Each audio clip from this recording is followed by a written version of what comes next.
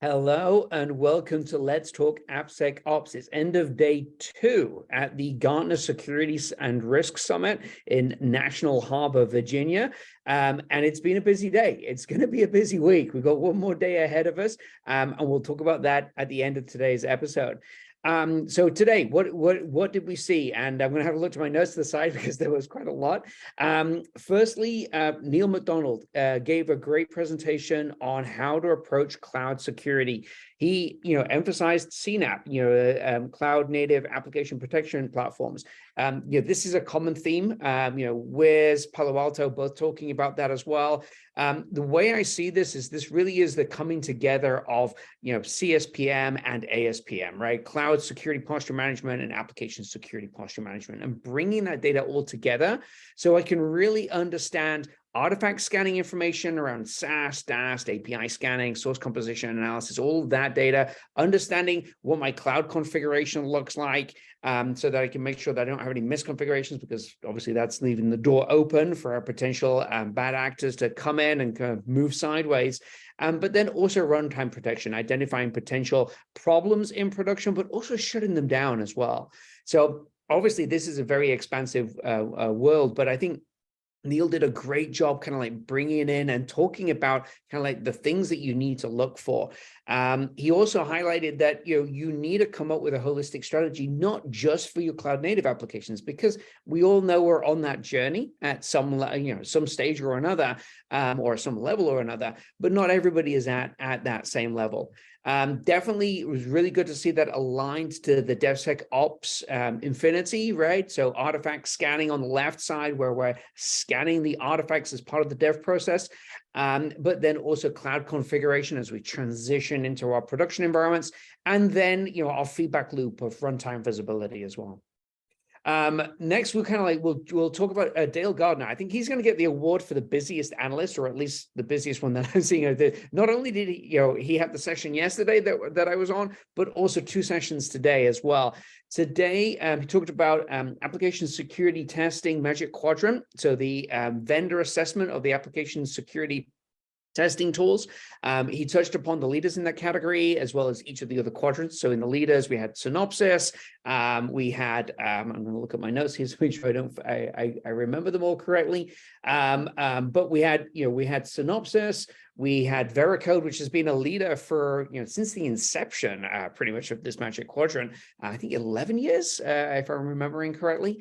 It talked about Synopsys, their acquisition of CodeDX, which obviously is an ASOC solution that really brings the data from across the different stages of the pipeline into a centralized platform.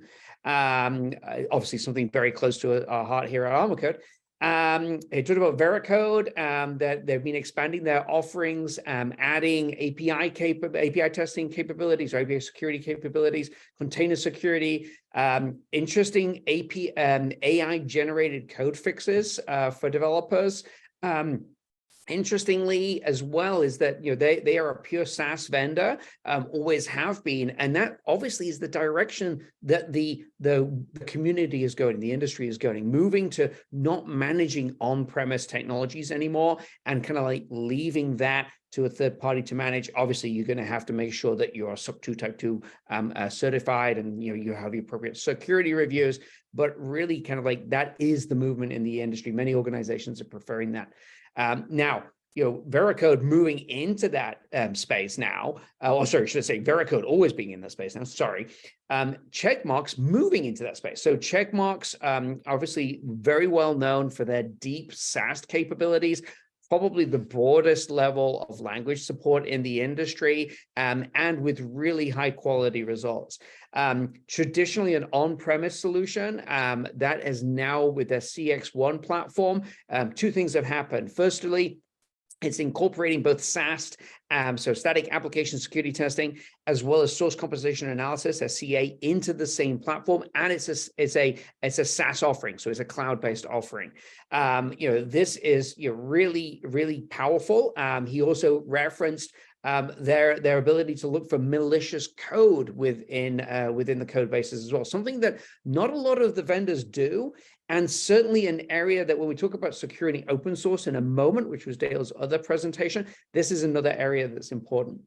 Rounding out, or I shouldn't say rounding out, there's actually two more in the leaders.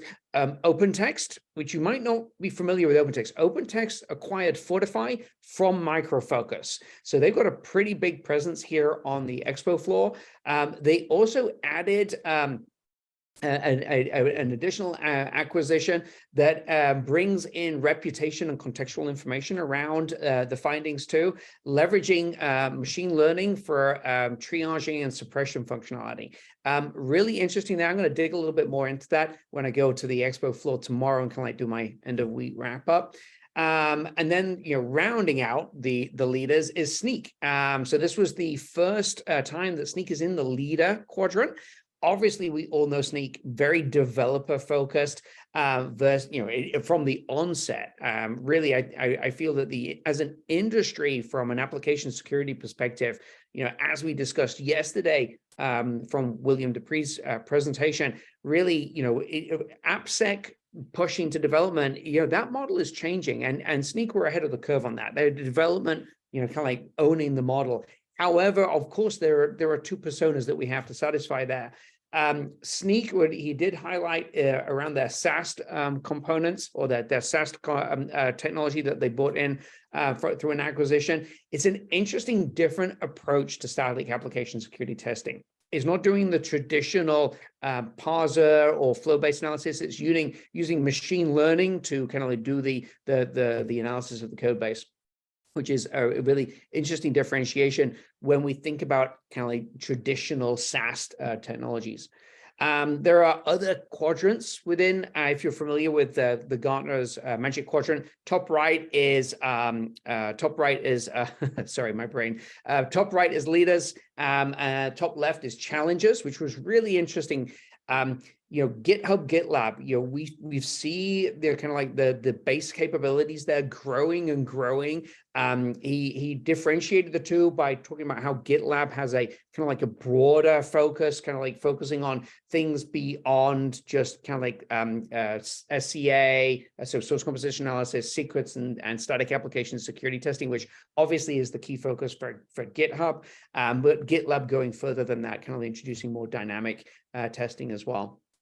He also put HCL, which was actually HCL acquired the AppScan product line from IBM, and they're in the challenger category. He's the main area of focus and differentiation for them that he highlighted was optimizing the results based on best fix, so best place to fix, right? So you've got like a number of static analysis findings that are coming in. There's a central point. Hey, let's fix right here. I know that actually others in the market also do something similar. I think Checkmarx might call it their hotspots, if I remember correctly. And then he also touched upon some of the other vendors like Contrast and Sonatype as well. Now, it was really interesting as well. Dale also had a second session around securing open source code. He talked about how we've, as an industry, we've, source composition analysis was initially focused on licensing compliance, then moved to vulnerabilities, and that's kind of where we are to a certain extent today. I'll touch upon kind of like next in a moment. But vulnerabilities initially just saying, hey, I've got an open source library. Tell me if there are vulnerabilities inside of that library. But really what you want to look for from your commercial vendors is saying, okay, can I go a level beyond that? Is that vulnerability actually reachable from my code base, from my use of that open source library? And then you also want to cross-correlate that with threat intelligence as well. Is this actually an exploited vulnerability? He then also talked about how we can start to look at the reputation of that open source project as well, referencing the OpenSSF scorecard project, and how we can leverage information to understand, kind of like, is it actively developed? How many people are currently working on it? Because that obviously impacts, if there is a vulnerability, it needs to be remediated. It needs to be fixed. There needs to be some security around the whole pipeline and the production of those artifacts, right? I mean, you don't want somebody to inject malicious code into that open source library, update the repo, and then you've got it inside of your environment. We all know that's happened before. And that was also the other thing that he talked about when he talked about open source, but detecting of malicious code. And we actually expanded a little further from that, talking about software supply chain and identifying potential malicious code being injected into your own pipeline as well. Last thing I'll wrap up on is was actually one of the presentations from Checkmarx. So we had the Checkmarx CEO, Sandeep, and Sudharma from Dell, took kind of a little fireside chat, which was really cool. Couple of things that I took away from that, as how Dell kind of really got a successful rollout of their the software security program. Two things: executive buy-in, so that as an organization we're willing to invest the time to do the remediations that we need to do. But secondly, security champions. We've talked about a lot about security champions on the podcast. I really do feel that this is the right way of scaling. Definitely would have loved to dig in a little deeper into that, to kind of like understand some of the challenges that Dell had faced with that, because I know a lot of people face challenges with security champion programs. One of the things you want to make sure, just to think about, if you're thinking, hey, security champions, that's the way to go, you want to incentivize people as well. You're one of the things that I've heard cautions of around it is, hey, you're giving somebody 20% more work, but not 20% more compensation. You need to have incentives orientated, whether they're financial or not, doesn't really matter. It's incentives around kind of like the work environment, incentives around recognition for being part of that. They also talked about how they have a belt program for security. So, very much similar to CMMI, in that, you have a yellow belt. Everybody in development had to have basic level training on application security, which I thought was fantastic to hear. And that really comes into the executive buy-in. But then you go yellow, and then what are the other colors? All the way up to brown and black. I should remember, my son was doing judo for a while, totally forgotten what those were. But anyway, that's the wrap up of day one. Really good. Tomorrow, we're going to be attending a few sessions around AI, and we'll see what else we pick up from the show floor. So in the meantime, thanks very much for watching. Click like, subscribe. Don't forget, check out the AppSecCon conference that's going to be going on at the end of June. Links in the show notes below. Free to attend. It's going to have a lot of great speakers. I'm personally very excited to see some of the topics that are coming out. I've kind of like had a bit of a sneak preview, if you like. Some great conversations that I know are going to be really valuable to the community. All right. Thanks very much. Be safe, and I'll see you all again tomorrow.